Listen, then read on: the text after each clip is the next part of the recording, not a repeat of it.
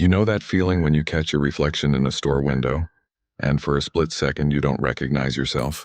That's been happening to me more often lately. But it's not just that, things are changing. I first noticed it 3 weeks ago. My teeth felt different when I ran my tongue across them, sharper somehow. I convinced myself it was just in my head. But then my nails started growing faster, thicker. I've been filing them down twice a day, but they keep coming back. More like claws than fingernails. The hunger came next, not normal hunger, this is different. Raw meat started looking more appealing than cooked. The smell of blood at the butcher shop made my mouth water. I had to leave before anyone noticed how my pupils had dilated. My reflection keeps changing too. Sometimes when I look in the mirror at night, my eyes seem to reflect light like a cat's. And there's something about my face, and the angles are wrong somehow. Sharper, more predatory. The worst part is I'm starting to like it. The power I feel coursing through my veins at night. The way my senses have sharpened. I can hear my neighbor's heartbeat through the wall. Smell fear on people when they pass me on the street. It's intoxicating. Yesterday I found patches of rough, scale-like skin on my back. Instead of being horrified, I caught myself admiring how they gleamed in the bathroom light. That's when I realized, I'm not fighting this transformation anymore, I'm embracing it. The old me is fading away, like a photograph left too long in the sun. And something else is emerging. Something ancient and powerful. Something that belongs to the shadows. The strangest part? I can't remember exactly when this started or why. Was I cursed, infected? Or maybe this is who I was always meant to be. The human skin I wore for 30 years was just a disguise, and now I'm finally becoming my true self. I should be scared, I should be desperately seeking a cure. Instead, I'm curious to see what I'll become when this transformation is complete. After all, monsters don't have to follow society's rules. Monsters are free, and freedom tastes better than I ever imagined.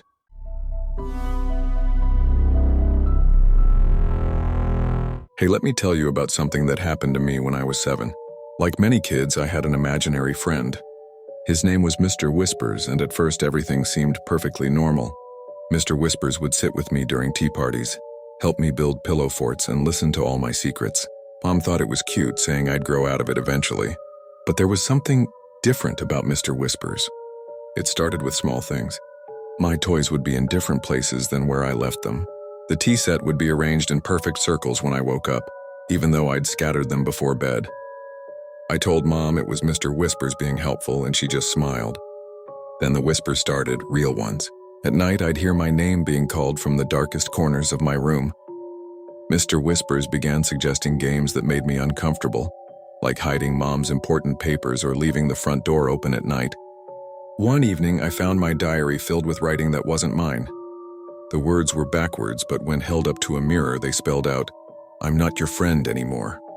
The handwriting looked like mine, but I knew I hadn't written it. My parents started noticing changes in my behavior. I wasn't sleeping well, barely eating, and jumping at shadows. When they asked what was wrong, I couldn't tell them. Mr. Whispers had made me promise not to. The breaking point came when my little brother's favorite teddy bear was found shredded in the basement. I knew who did it, but Mr. Whispers wasn't imaginary anymore. He was something else entirely. That night, I finally told my parents everything. They didn't believe me at first, but when the lights started flickering and the temperature dropped, they realized this wasn't just a child's overactive imagination. We moved out of that house a week later. I never saw Mr. Whispers again, but sometimes when I'm alone at night, I still hear that familiar sound, the soft, sinister whisper of someone who was never really my friend at all. You know what's scariest about this whole thing? To this day, I still don't know if Mr. Whispers was there all along, or if something darker simply took advantage of a child's innocent imagination.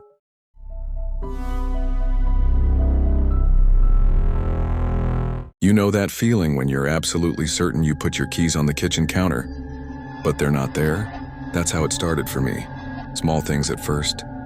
Items mysteriously moving around the house, lights I swore I'd turned off suddenly blazing in empty rooms. I brushed it off as fatigue, stress maybe. We all get a little forgetful sometimes, right? But then the whispers began. Not the kind you hear from people talking in another room. These were different. They seemed to come from inside the walls or maybe inside my own head. I couldn't quite make out what they were saying, but they were getting louder. Last week, I saw my reflection blink out of sync in the bathroom mirror. just for a split second, but long enough to make me question everything. I've started taking photos of rooms before I leave them, just to prove to myself that things are moving. The photos, they don't match up with what I remember. Sometimes they show completely different furniture, arrangements I've never seen before. The worst part? I'm beginning to notice gaps in my memory, hours, sometimes entire days, just missing. I find notes in my handwriting that I don't remember writing. Strange rambling thoughts about shadows that move when you're not looking at them, about how time isn't linear but spiral-shaped, folding in on itself. My friends say I'm different now. They look at me with concern in their eyes, but how can I explain that the person they're worried about might not be me at all? Because sometimes when I catch my reflection now, I see someone else staring back.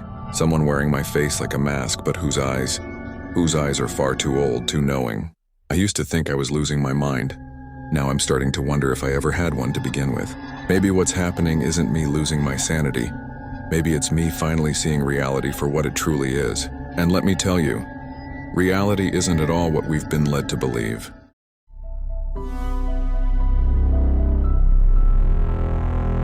Have you ever wondered what it would be like to experience someone else's dreams? Not just hear about them over coffee the next morning, but actually live them? Well, I never thought I'd find out either, until it happened to me. I'm Dr. Sarah Chen, and I've spent the last decade studying sleep disorders at the Riverside Sleep Center. My specialty, night terrors. You know, those episodes where people bolt upright in bed screaming, convinced they're in mortal danger. As a researcher, I've always maintained professional distance from my subjects. That was until I met patient 23. She came to us 3 months ago.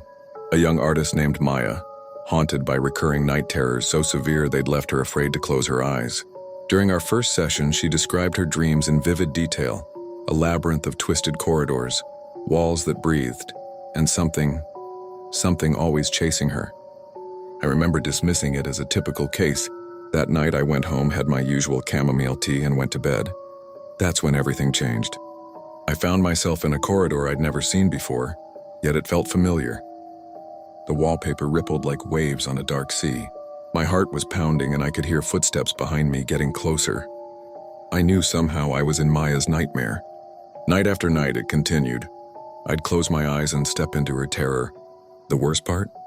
The dreams began bleeding into my waking hours. I'd be sitting in my office and suddenly the walls would start breathing. I'd see shadows move where they shouldn't. My colleagues noticed the changes in me, the dark circles under my eyes, my jumping at small sounds. How could I explain that I was experiencing my patient's night terrors firsthand? That somehow our minds had formed a connection I couldn't break? What started as a professional interest in sleep disorders has become something else entirely. I'm no longer just an observer. I'm a participant in something I can't explain. The line between dreams and reality has become dangerously thin, and I'm not sure which side I'm on anymore. The real question that keeps me up at night isn't about Maya's condition anymore. It's about mine. If I'm experiencing her night terrors, what exactly is she experiencing in return? And more importantly, how do we wake up from a nightmare that follows us into the waking world? One thing's for certain, I'll never look at dreams the same way again, because sometimes the things we study have a way of studying us back.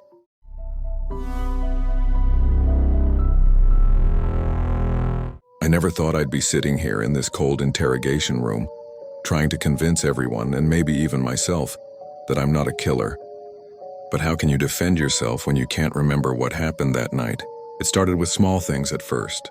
Keys misplaced, appointments forgotten, names slipping away like water through my fingers. I blamed it on stress, on lack of sleep. We all do that, right?